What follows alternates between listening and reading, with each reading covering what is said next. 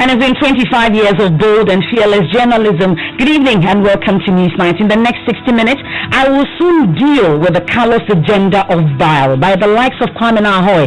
Former President Rawlings warns in the latest tweet saying desperation to control the NDC will collapse and drown the party.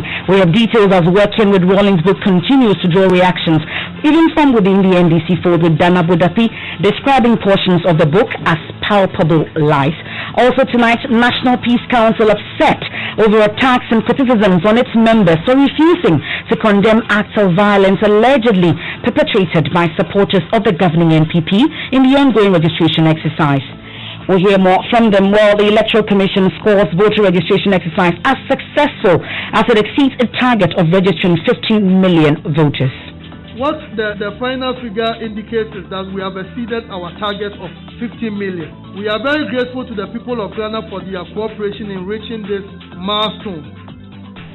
We'll stay on the election registration, where President Akufo-Addo says he's prepared for the verdict of election 2020 as he expresses confidence of winning the people's mandate for the second time.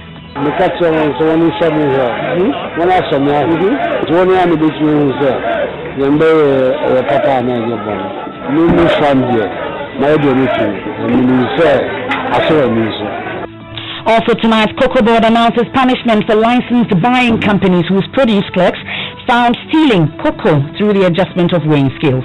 A daily licensed buying company is found to have adjusted the scale. At the end of the cocoa season, will multiply the kilos that was adjusted by the quantity that was bought, and that money will be taken from that licensed buying company.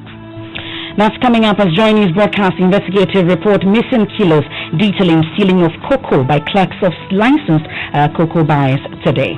And in business, government to roll out a financing scheme to aid the purchases of locally assembled vehicles.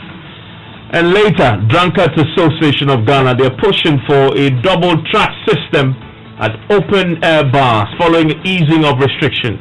Double track system, it will help us observe social distancing protocols, and we are also ensuring that each bar will have Veronica back there, and now we will be doing it double track system. That's and more coming up in tonight's edition of Newsnight. Do join us with your thoughts and comments via WhatsApp on 0244340437. You're also watching live on Facebook. You can leave your comments there. I am Emefa Apawu. And my name is Mensah. I want to go to the details now. Former President Rawlings fires former appointee Professor Kwame Nkrumah, threatening to deal with him and his callous agenda. That's a direct quote from him. Now, former local government minister Professor Kwame Nkrumah, in his book titled Working with Rawlings, reviews how NDC founder Jerry John Rawlings dealt with persons who did not support his quest. Now, listen to my colleague Daniel Dazi read portions of the book. Big Zidane was a rabid Obeda Samoa supporter and by extension therefore an anti-Mills person. This was known by President Rawlings. On the Congress Day, Bid and other party members formed a human chain on the two sides of the entrance to the Congress Hall to provide a kind of protection for the VVIP as they entered. The crowd was very thick and it was not easy to see whatever was happening at the entrance.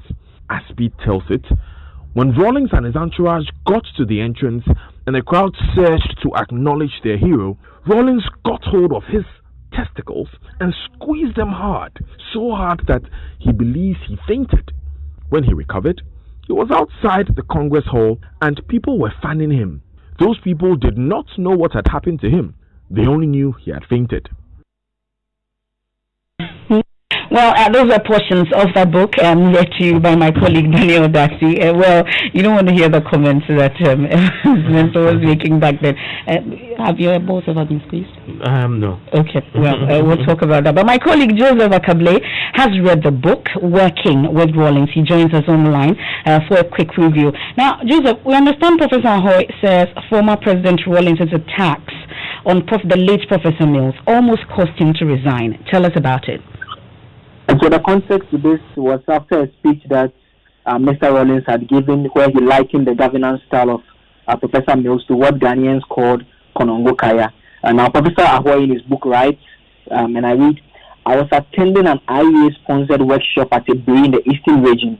President Mills asked me whether I had heard the things Rawlings had said about him to the smaller group of NDC loyalists that he had met in Tamale after the Congress. When I replied in a negative, he said, quote, Kwamena, then try and get the audio and listen to it. I have been humiliated enough. I can't take it anymore. So I've decided to resign as president. Professor goes on to say that it took the intervention of Captain Retired Kojo Chikata, a former National Security Advisor, and Kofi Totobi Kwache, a former Minister of Information, to convince the late president to change his mind. He goes on to say that they had a meeting at the castle that lasted about 4 hours. He notes on arrival at the castle that the former president had packed many of his belongings in suitcases, card boxes, and many others were on the seats in the hall ready for parking. Well, so these are portions of the book regarding the late Professor Mills and his intention to have resigned. I mean, if you followed Ghana's politics just in the lead up to 2020 elections, there was this phrase that emerged from, again, Mr. Rawlings, greedy bastards.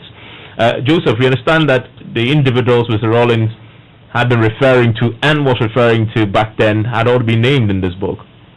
Professor Ahoy mentioned some individuals he believes were the ones he was referring to. It includes Professor Ahoy himself, former National Security Advisor Captain Kojo Chikata, former Chairman of the National Development Planning Commission P.V. Obeng, Professor Ahoy's brother Atu Ahoy, former Finance Minister Kwame Pepra, and former Information Minister Kofi Totobi Kwache. Professor Ahoy writes, quote, I was informed by one of the persons I talked to while writing this book that in a number of his interactions with Jerry Rawlings, he referred to the greedy bastards as, quote, vultures who needed to be got rid of by the President Mills. But the President never budged.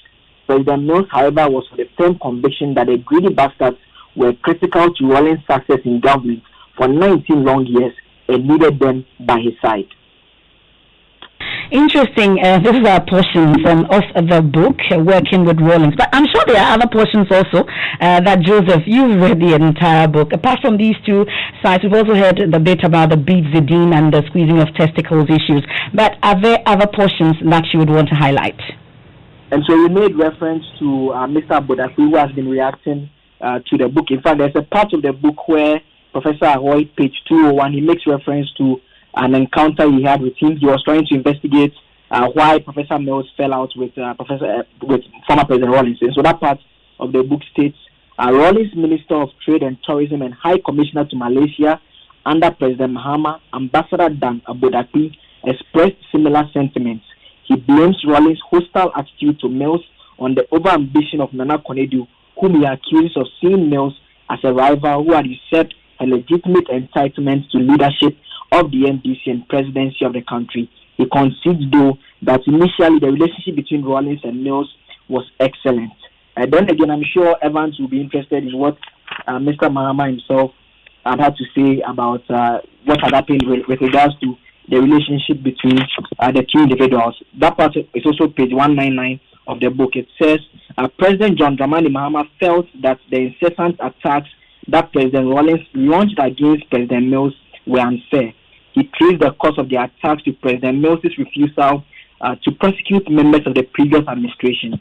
He said President Rawlings appeared to have a problem, particularly with former President Kufuor, and was unhappy that President Mills had allowed him to live a comfortable life. John Mahama said President Mills used to complain to him about President Rawlings' attack, and he had no doubt that the attacks affected President Mills psychologically.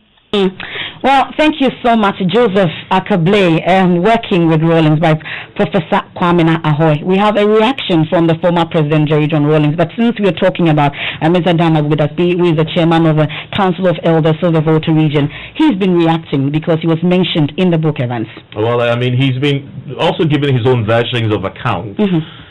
He says, for example, Professor Ahoy extended an invitation to him for the book launch, right? Unfortunately, I was unable to attend as a matter of principle. I have read some excerpts of the book, and I'm convinced that this is perilous, ill-timed submission at this point in our party's history. It is, in fact, in several instances, a factually wrong and dangerous aberration likely to create tensions in and out.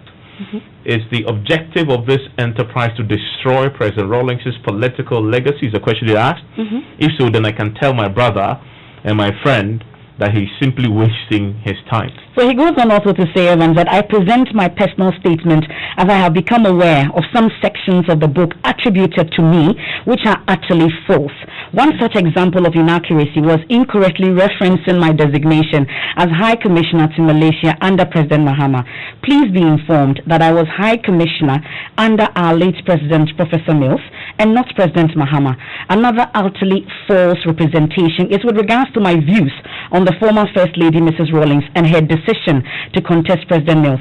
I have always maintained that the decision of the former First Lady to contest Professor Mills was not well thought through at the time and therefore not prudent. However, I would never describe her in so derogatory a manner as has been done. Yeah, he also, disputes a claim that he was behind an agenda to delink President Rawlings from the National Democratic Congress. He makes the point that there was a time that people thought that Rawlings had lost his, control of the party. He says, "This is my considered opinion that many parts of the book that I have cited are not really factual. My very intimate historical knowledge of some of the key actions that shaped our revolutionary democratic revolution and our current political status are not in question given my experience." I mean, so clearly there are individuals who are not excited about some of the contents, and they're challenging the credibility and factual, counting of this. Former President Rawlings himself has also been reacting to this. Well, listen to this part by Mr. Agodapi. He says, President Jerry John Rawlings may not be a plaster saint, but he certainly does not deserve this from people like Professor Kwame Nahoi, who quite frankly were gifted the privilege to participate in building on the foundations of sacrifice established by the founder. I state for the record that I distance myself from any and all references made to me in this book, and that's by Dan Agodapi. Well, you know that Super Morning Show host Kojo Yangsin, ahead of the launch of the book, spoke to Professor Kwame Nahoi. You can listen to portions of it where Kojo Yangsin asked, quote, "Do you think this book will bring you and Rawlings back together?" Do you think this book will bring you two back together? If Rawlings reads it, it can bring us together. My fear, however, is that he may not read it. Some people will read it and go and misrepresent the contents to him. I'm saying this because it has happened once before, and Nana Todazi and I had to come out. This business of some Abacha money, etc. Yeah. He gave an interview to a Nigerian newspaper that two of his colleagues went and wrote a book on decentralization and said that, he had taken money from Abacha, etc. So we came out with a press statement that no, the book we wrote, the two of us co-authored, was about Justice Anna. It had nothing to do with decentralization. And in fact, what we said about the Abacha money was so positive. What we said was that the MPP tried to bring it up in Parliament for debate. And Justice Anna worked things in such a way that they could never bring it up for debate. That was all we said in the book about the Abacha money. So we knew, for example, that he had not read it, but somebody had misrepresented, because the Justice Anna book and my decentralization book were both launched in 2010. Very close to each other. Yes, and somebody obviously mixed it up and went in. So what I'm saying is that if he reads it himself, it can bring us together. Do you know the truth about the Abacha money? Yes, I know. I didn't know about Rawlings saying that he took only the money was 2 million, etc. I didn't know about that, but I do know that some money came from Abacha through his security. To Rawlings? Well, to the government. I don't know whether to Rawlings or to the government. Or did the government take receipt of it, or did it go to it didn't come to me, so I wouldn't know. You're a member of government. Yes, but I mean, when we sign a loan agreement and it comes, you can't ask the Minister of Youth and Sports to confirm that the money came. He doesn't handle it. He's the Minister of Finance. So in my position as Minister of Local Government, I wasn't handling money. So you don't know where the money went? No, I know that the money came. I don't know where it went. Well, very interesting thoughts there from the man. Guess who else has been responding? The man the book is actually about, because this is a book titled, Working with Rawlings. He's been responding on social media. So in a post today, I'll quote it. He says, "Much as I find it tiring and tedious to be engaging in self-defense when I have given my all these years, I will soon deal with the callous agenda of bile by the likes of Kwame Ahoy, who are desperately seeking control of the NDC party. The NDC could, should, and has survived on the authority of the word. But if care is not taken, it will collapse and drown, as has been happening on the word of those in authority. End quote. I wonder what you make of all this, especially if you are an ardent follower of the NDC and what Mr. Rawlings stands for. Why don't you send me a WhatsApp 0244 340 437. Yes, you're listening to News 90 on Joy 99.7 FM. We move on to some other stories now, this time staying in the election headquarters.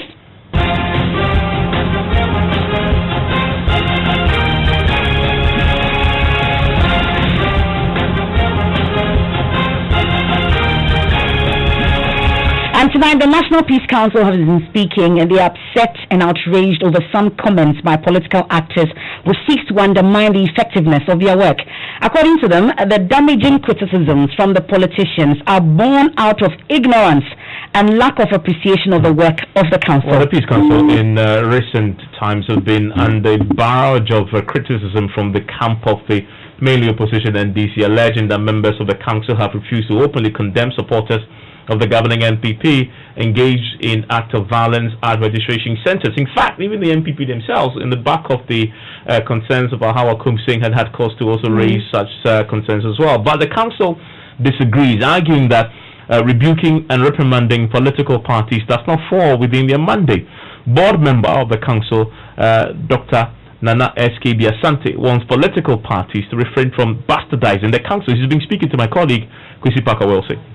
We are talking, when people accuse us of bias, it is their subjective view that we have not been even-handed with political parties. Now, I'm saying that our role is not issued denunciations from time to time. It's a misreading of our central role, which is really mediatory. And therefore, take what we have done in the Code of Conduct. If from the very beginning we have said that, this party has got the vigilante which has done this, we condemn it and so on and so on, without involving the others in a protracted process and a delicate process of negotiation, we never have got this Code of Conduct. So we are mandated, if you look at the provisions, I would like you to look at the provisions which I have quoted in my speech. I'm sorry we're not here. You know, we are not condemning this, they are biased and so forth. Allegations of bias have been made by both parties. Over the years, they have been made by both parties. Whenever each party feels that their case is not getting an hearing or the other side is not being condemned, then they say Peace Council. But it is not the function of the Peace Council to issue, denunciation left and right. We are to resolve through mediation and so forth conflicts, that those sins undermine our responsibility. And I want political parties and persons within the political parties and outside people to stop those sort of attacks on the ground that we have not taken on one political party or we have not denounced this. Our role is not to issue those kind of denunciations from time to time on single acts. It is not our role to say that A did this and A did this, because even a court of law has to wait until matters are brought to the court to resolve. A commission of inquiry is set up when there's incidents of this. It will be counterproductive for the National Peace Council to issue instant judgments here and there. You see, if you are playing a mediation role, you really have to be careful that you do not appear to be so judgmental that your effectiveness as a mediator is undermined. Mandate. I said clearly you are worried about the development. Yes, I'm not happy. I know the members of the National Peace Council. They're very, very respectable, men who are held in high esteem, men and women. And from time to time, people really attacking us in most correct as if we have no integrity and so forth. I am an Omanhene. I'm somebody who's been involved in the constitution making of this country. People respect me. So when I see these things, I am upset. And it's only because somebody, and I'm sure that those who are attacking us haven't read the act. I'm certain. And if they read the act and know our functions, they should not be doing that. And of course, we are also defenseless. If you attack a political party, you will get a response. If you attack a court of law, you be held before a court of law for contempt of court, and so forth and so on. The National Peace Council, very, noble gentlemen who do not feel like descending into the arena. They are attacked and they keep quiet. I'm a lawyer. I really feel that I have a duty to bring out this. You had the board member of the National Peace Council, Dr. Nana SKB Asante. Thankfully, we've been joined on the phone by the Director of Communications for the NDC, Lawyer Kakwe Samuel. We're grateful for your time here on Newsnight. So you had Dr. Nana SKB Asante. The National Peace Council is defenseless. That's how come you're always attacking them. And also, more importantly, it seems that you are ignorant about its mandate, being the reason why you're all over the place with criticism. Good evening, Madam, and a warm good evening to all your listeners. Unfortunately, I do not agree with the much respected and revered Mama Dr. SKB Asante. Some of us have been in this business for quite a while, and we know that laws govern the things that we do. We are fairly familiar with the law that established the National Peace Council in 2011 or 2012. So it is unfortunate that you have to go to that extent to suggest that some of the things we are seeing them because we are ignorant of the law. I do not also agree that the National Peace Council cannot make some statements that may be condemnatory. If you recall, when President John Mahama, ex-President John Mahama, made the boot-for-boot comment last year, February, the chairman of the National Peace Council called upon him to apologize because that statement is intended to cause fear and panic in this country. I'm sure you remember that. It is that sort of forthrightness that we expect the National Peace Council to be doing now, and we are not getting it, and we are worried. And I am even more baffled that the much respected and revered Dr. SKB Asante is suggesting that mediation means absence of a judgment call. I don't know where he got that impression from. I do not understand mediation in that sense. The fact that you are mediating does not mean that when you see that someone is doing wrong, you will not call him to order. That is also part of mediation, because the end of mediation is peace and justice. And there can be no peace and justice when there's no fairness and when there's no duty to tell the person who has erred that you are wrong.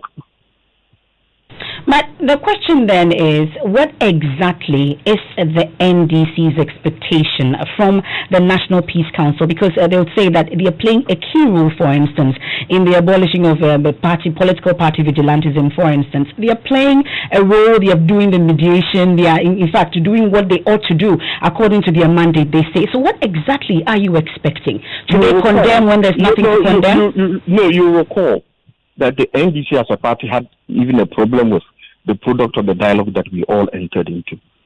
We did the first signing ceremony sometime early February, and we refused to sign, and gave reasons why. And one of the most important reasons why we refused to sign was that the government itself, which had the levers of state power and force, was not signing onto the agreement. Reluctantly, and out of respect for the eminent members of the National Peace Council, we signed this sometime in April or so. Up to now, the government has not signed that document. Meanwhile, the problem that we are complaining about, look at, say, the Banda issue. It is soldiers that we are complaining about. Soldiers are part of the executive, controlled by the government. Are we not entitled to call out the National Peace Council to call them to order? Is it so difficult to tell the government that let the soldiers withdraw? They are not part of the registration process. What is so difficult about saying that? Is it that you want it said openly? Do you know for sure that the National Peace Council has not done anything regarding that? They are killing people in the open. They are brutalizing people in the open. They are preventing people from going to register in the open. And then you are going to talk to them in secret. Is democracy carried out in secret? Is it not open and transparent government? For which reason you are actually even interviewing me right now, so that you know my views publicly? Why do they think that they should do things behind the scenes? But they cannot do their work in peace when you keep on attacking them openly. How then? When have we attacked them? You see, as I said, we have a lot of respect for. They are our fathers and mothers. Whatever we think of ourselves, they are our leaders. They are our natural leaders. Many of them are church leaders, and then reverend ministers and traditional leaders. So they are people that we respect a great deal. And if something is going wrong and you keep quiet, we get worried. And don't forget. But how do you respect an institution when most of your members, we have political party leadership, for instance, calling for its dissolution, attacking them and saying that they are more like a toothless bulldog? I don't know who has called for its dissolution, but I have not called for Sam George, for instance, has done that. Sam George. Oh, he was just expressing his frustration probably at what happened at Iowa. So I'm not sure that should be regarded as the position of the National Democratic Congress. That does not mean that he has no right to express his views if he feels that he feels so strongly about them. But to come back to the point, the National Peace Council has a duty to call out those who are perpetrating violence. We'll leave it here for now. Thank you very much for your time. That's the Director of Communication of the NDC, Kakra Isamoah. Now, we'll do business shortly. Still ahead, we'll hear from the Electoral Commission. Scores voter registration exercise as successful as it exceeds target of registering 15 million voters. What the final figure indicates is that we have exceeded our target of 50 million. We are very grateful to the people of Ghana for their cooperation in reaching this milestone. And then missing kilos is live here after business. Cocoa Board announces punishment for licensing buying companies whose produce clerks found stealing cocoa through the adjustment of weighing scales.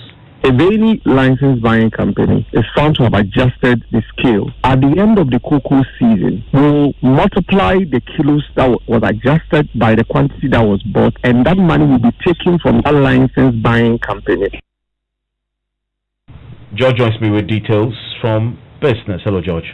Hi, Evans. And coming up in business, government to roll out a financing scheme to aid the purchases of locally assembled vehicles. And half-year oil receipts hit $235 million, representing a marginal decline with respect to what we realized in 2019. The business news on Newsnight is brought to you by MTN Business. Welcome to the new world of business.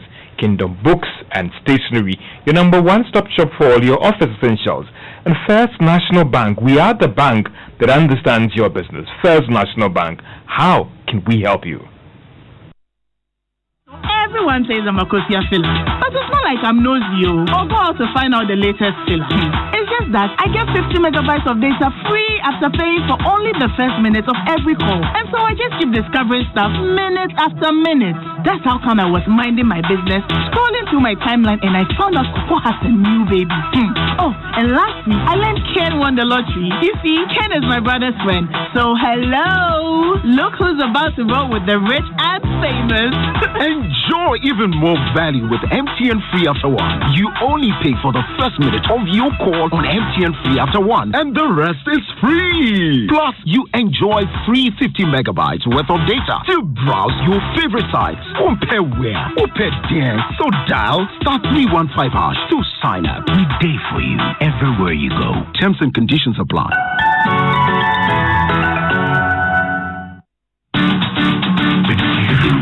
Nothing but the best, we stay above the rest. More quality, more affordability. Kingdom Books and Stationery. Everybody's going to the one and only shop where customer satisfaction is a guarantee. Kingdom Books and Stationery. Oh yes, with our 30 days credit facility with no interest charge, free delivery services, and our free consultation on setting up your office, Kingdom Books and Stationery is unmatched in our delivery of quality and affordable office essentials, equipment, and furniture. Experience experience world-class customer service in all our branches in Accra, Tema, Kumasi, Cape Coast, and Takoradi. Call us on 0302-764-101 or visit our website at www.kingdomgh.com. Kingdom Books and Stationery, your number one-stop shop for all office essentials and stationery. Terms and conditions apply. We know it's important to create a productive and supportive working environment by investing in your employees' health. With a leading international track record, Apex Health Insurance is regulated and licensed by the National Health Insurance Authority to provide medical insurance services to institutional clients, families, and individuals. Apex Student Package and International Medical Solutions are all here to cushion you. Visit Apex Health Insurance Office at Zion House, Boundary Road, Shiashi, or call 0501-683-914 or 0232-000-015. In Kumasi, we are located opposite Prempeh College, Sofo Line, and in Takrady, Apex Health, your preferred health insurer. Puma Drinks, ready to add flavor to your life? Puma Drinks, bursting with so many flavors, you just can't have enough.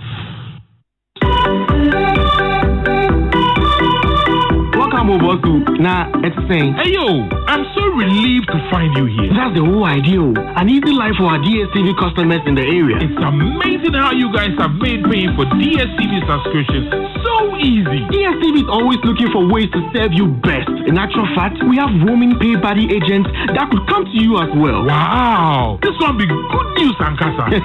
That's not even all. With Pay Buddy, we can also activate your new and old DSTV account, sell and install your decoders, clear your errors, as well as answer all your inquiries right in front of you. No calling matter of fact is Biao. You are all set. Pay Buddy that. Basso, thank you so much. Look out for a Pay Buddy kiosk or an agent in your area. Pay Buddy, we day your area. DSTV, feel every moment.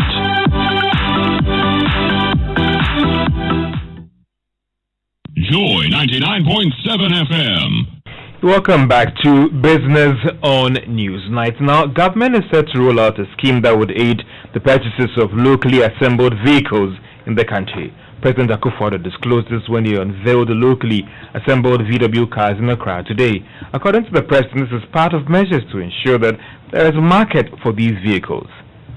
The center will also coordinate the implementation of an essential element of a viable automotive sector, that is the establishment of a vehicle financing scheme, which will link financial institutions to individuals and groups interested in purchasing newly assembled vehicles in Ghana. Furthermore, the center will carry out an automotive skills enhancement program to provide requisite skills to the various categories of the value chain of the automobile industry.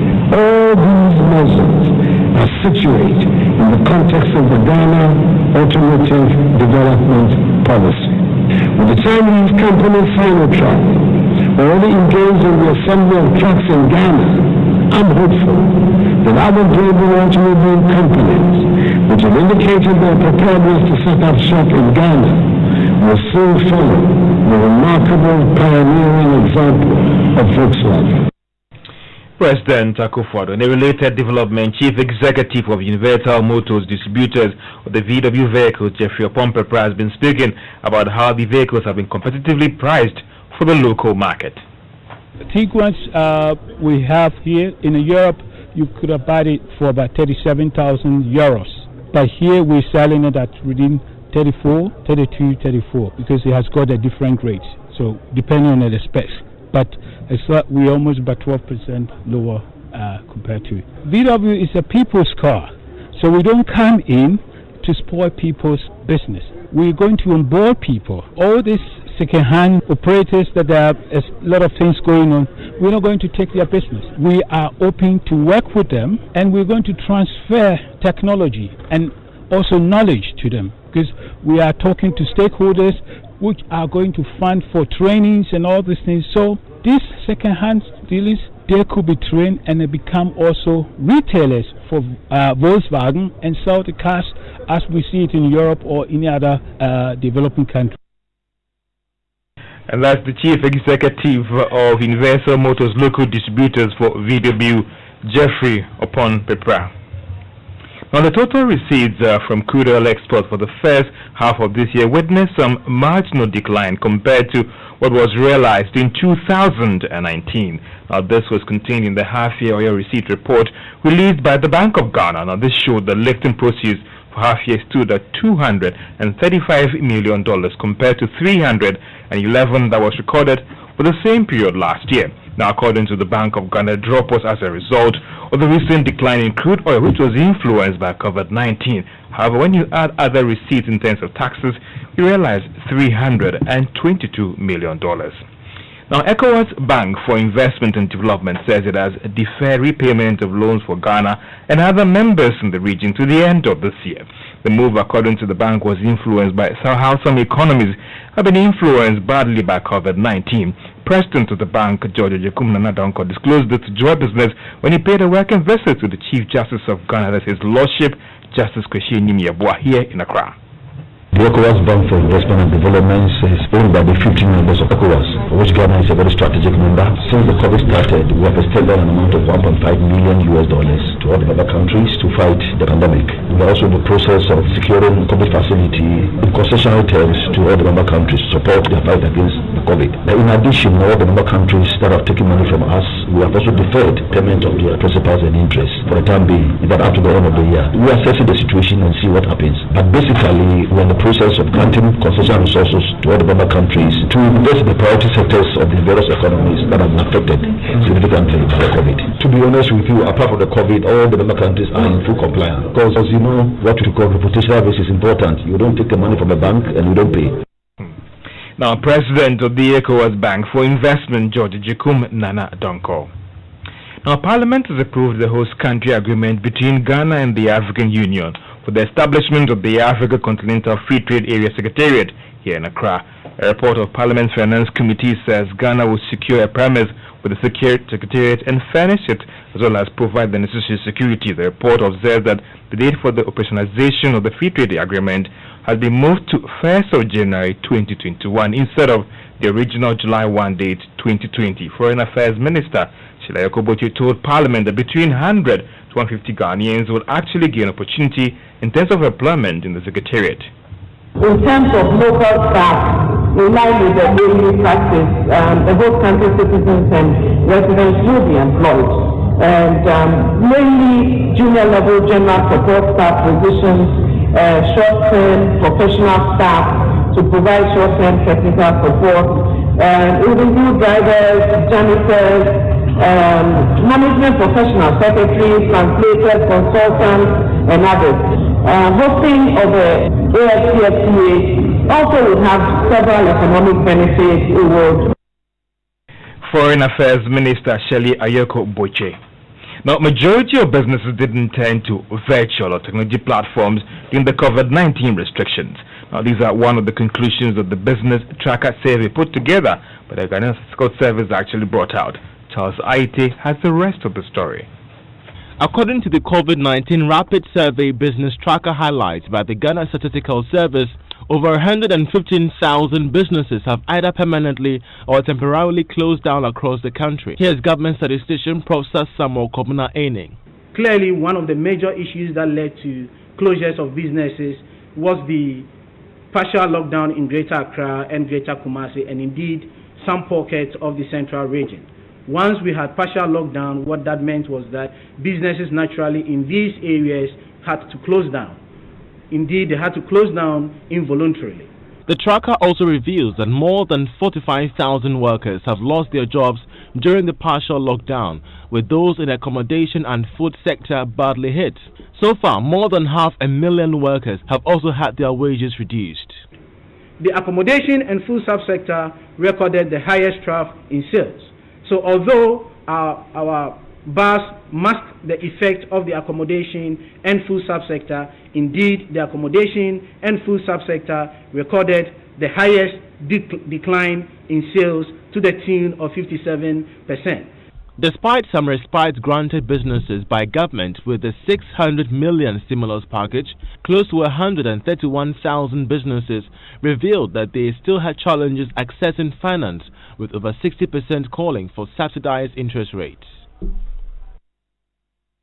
And that's all for Business on Newsnight. Back to you, Emefa and Mensah. Well, thank you very much, George. You forgot our names. Okay. So Emefa Apawu. let's do some of your comments that you sent in via WhatsApp, Evans. This one from Elikem Cow from Ho. He says, wonderful now. The National Peace Council don't condemn barbaric actions, but 4 years ago, it was their major concern. May the Lord be our help. If the Electoral Commission could remove names that didn't deserve to be in the register, why didn't they do that? But spend huge sums of money to re-register foreigners. That's another message from Charles in Legon. And we have another one. This one says, can we count the number of foreigners living in Kumasi and Accra? EC should give us a break. We need peace in Ghana. Mohammed from Tamale sends that one. A lot of reactions to Kwame Nkrumah's book, actually. We, the youth of NDC, are not moved by the utterances of these so-called big men who have made a lot of money from the party and wanted to destroy it by their personal parochial interests. Whether working with Rawlings or not, the NDC shall remain formidable by God's grace. That's Kusam and Lower Manya Krobo.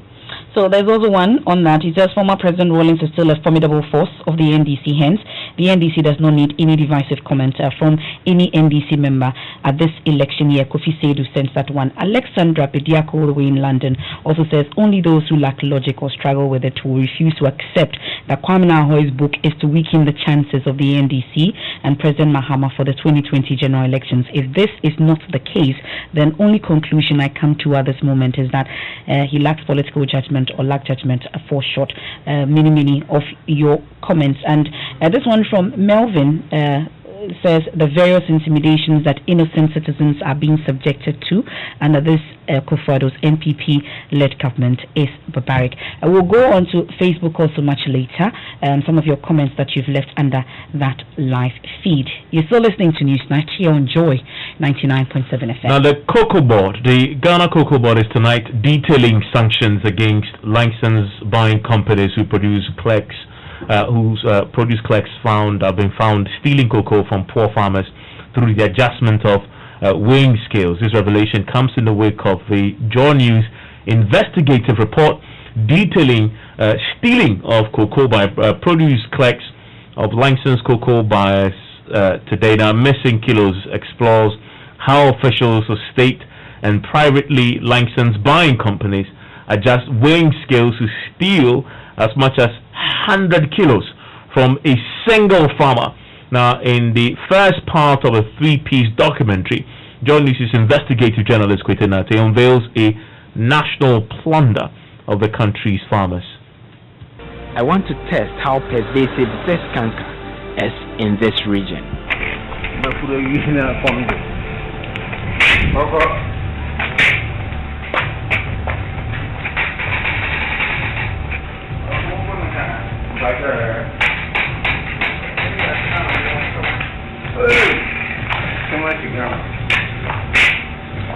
This 6.4-foot tall purchasing clerk works with private licensed buying company Fudo. His shed looks like an old church block. It hasn't been whitewashed for a long while. He's taking stock of several bags of cocoa here, but he stops to attend to us. He drops the bag of cocoa on an old rusty scale.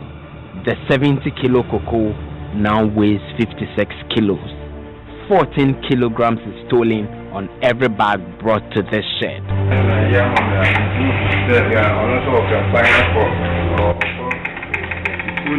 Is that your brother? What do you want me to do? No, battery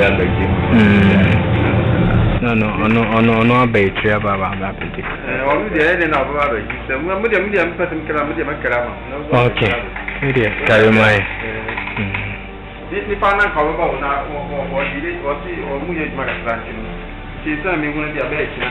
If you want me to weigh, I have no issue. I will do it for you. You can come for the money tomorrow. Make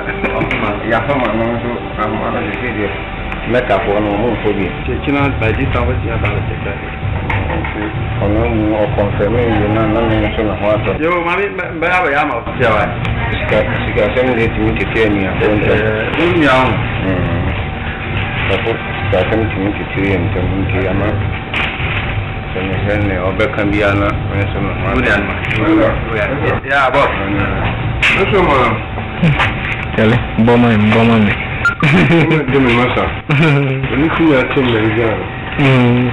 It's 57. It's the 59. 59. 55. 55. Keep on about 57. 57. You know my name. They were behind like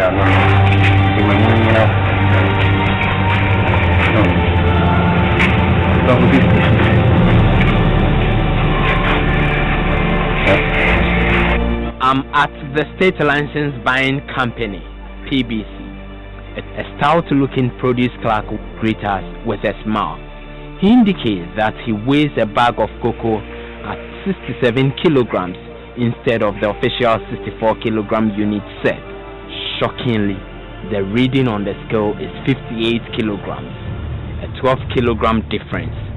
He indicates he will be deducting an extra kilo to dry the beans because they are not well dried. Like the normal when they say. What's the readings? I know that cocoa is supposed to be weighed at 64 kilograms. 67 kilos. No, I weigh cocoa here at 67 kilograms. You say the bank can over certain normal price.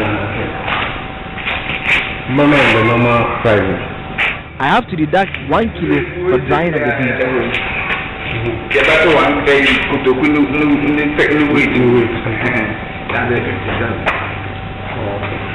It's not only the state-owned produce buying company that's guilty of this dubious act, but more private license buying companies seem neck deep in the trade. I have brought the 70 kilogram bag of cocoa to one of the private license buying companies, Olam Cocoa. The officials operate in a makeshift wooden structure. Ago. The purchasing clerk directs we drop the bag of cocoa on the scale. He boasts their scale has not been adjusted, but shortly after, the 70 kilogram bag weighed 61 kilograms. Hello, Mama. 61.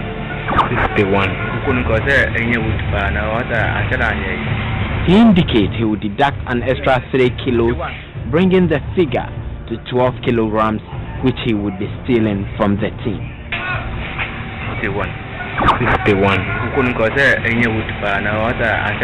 The cocoa should have been weightier.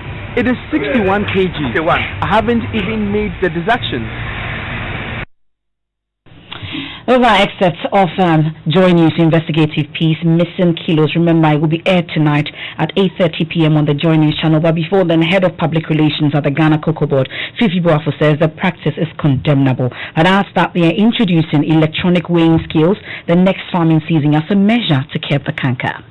It goes against the mandate that has been given to them to buy cocoa on behalf of the board. Secondly, we commend the team that did this work to bring out this ill in our society and in our industry. And most importantly, there have been some steps that have been taken the last 2 years to ensure that we nip this bad practice in the bud and then we are able to move forward. I'm sure as we move on with the conversation, we'll get the details of it. We are now talking about introducing skills which these people will not have the opportunity to adjust it such that they will cheat the farmers. And the expectation is that beginning the next cocoa season, we'll be introducing these skills. Unfortunately, the problem has been with us over the years. In this documentary, certain people were identified cheating cocoa farmers. What's going to happen to them? Well, the documentary just aired. I am not in a position to decide on behalf of management on this phone. We will take the documentary, management will sit. Of course, there are laws governing what we do, and then the laws will apply. But then let me say that as on this phone line, I will not be able to take decisions on behalf of management. I want management to have the full details of what has been aired, and based on that, necessary sanctions will apply. What are generally the sanctions available to deal with this practice? When somebody is caught cheating, what are the sanctions that are already spelled out? At the last meeting we had with the license buying companies, I think the understanding we reached with all these license buying companies was that if any license buying company is found to have adjusted the scale, for example, 2 kilos, 5 kilos, at the end of the cocoa season, will multiply the kilos that was adjusted by the quantity that was bought, and that money will be taken from that license buying company, and the money paid back to all the cocoa farmers who sold their cocoa to that agent at that station. That's Fifi Boafo, is the head of public relations at the Ghana Cocoa Board, speaking to Kujo Yankson on the Super Morning Show. Benedict Owusu is on Zoom with sports. Hello, Benedict.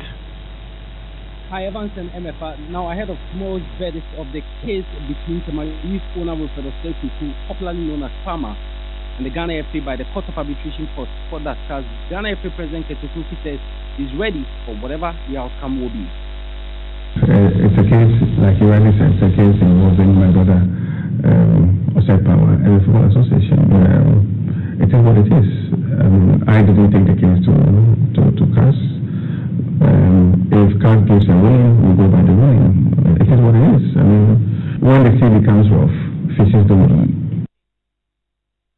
Apologies with that line to Benedict on Zoom isn't great. Apologies. Still listening to Newsstand on Joy 99.7 FM. Now, President Akufo-Addo has directed all government agencies, ministries and departments to first consider locally assembled cars when purchasing vehicles for government business.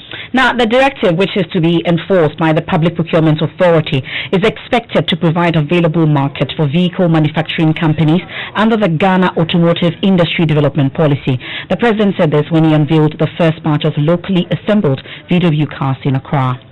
Has issued recently a new directive to all ministries, departments and agencies, and indeed to the Public Procurement Authority, to give first preference to the acquisition of locally assembled vehicles when public funds are used to buy vehicles. Additionally, the Minister for Finance, in his excellent mid-year budget review statement to Parliament, indicated the government is going to establish an automobile industry development support center, which will, amongst others, coordinate the technical processes for licensing domestic vehicle assemblers and manufacturers, and monitor also the compliance with industry regulations and standards.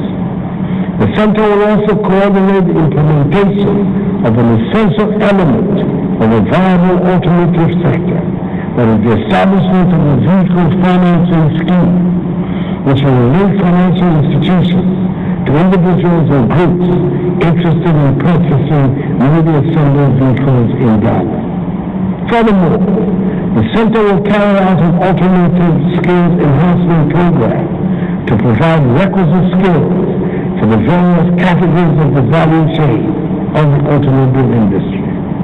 All these measures are situated in the context of the Ghana Automotive Development Policy.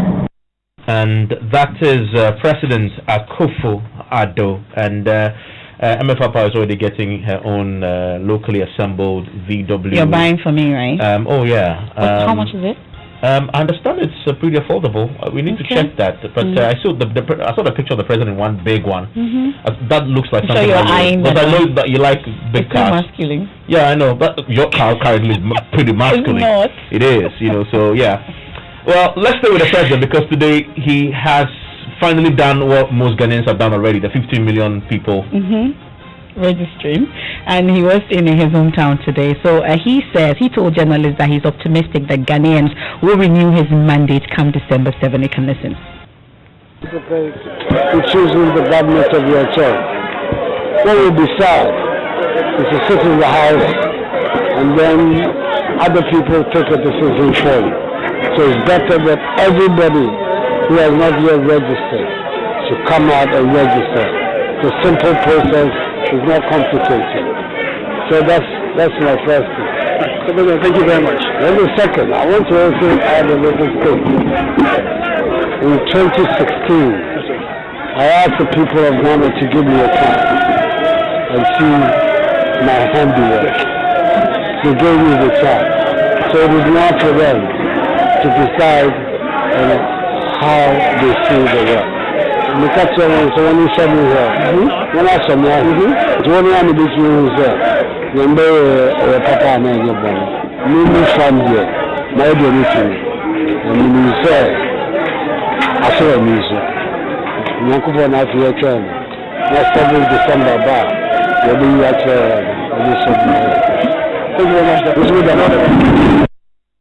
Well, that's the president. It was what in Chebi where he registered to vote, and of course, we've not spoken about coronavirus today. I mean, it hasn't been the news, but there's an angle to this that I know excites you because I know you are a member of what? Of what? Which group? You are an associate member of the association, so please do us the honors. The Drunkards Association of Ghana is pushing for a double track system at the open air bar following the easing of restrictions on August 1.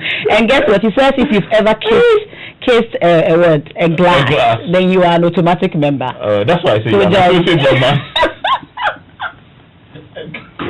We're here to, have a short discussion with the Drunkards Association of Ghana. We have the president here with us. We want to find out from them how it is even possible to ensure social distancing whilst drinking and adhering to COVID-19 on protocols. How are you doing? I'm good. Okay. I'm good.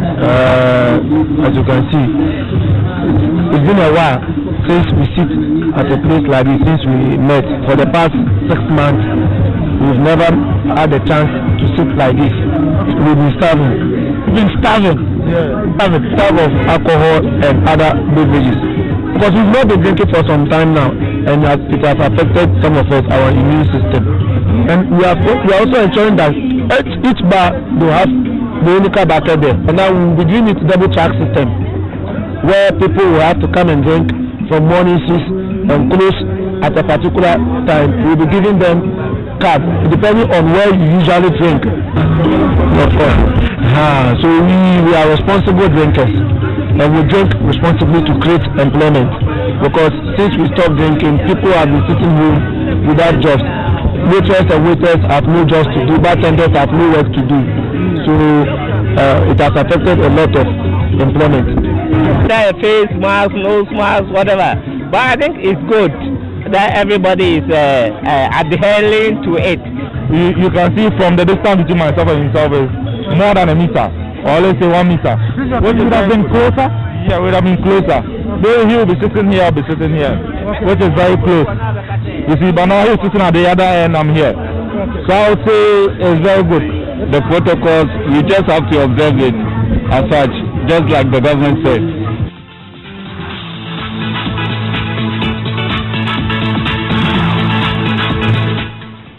Well, of course, up next is the promise of jobs. That's my opinion with Nana Sakwa. Coming up next, Emefa Apawu, my guest and associate member of the association you just heard there, has been with me on Newsnight. My name is Evan Smith.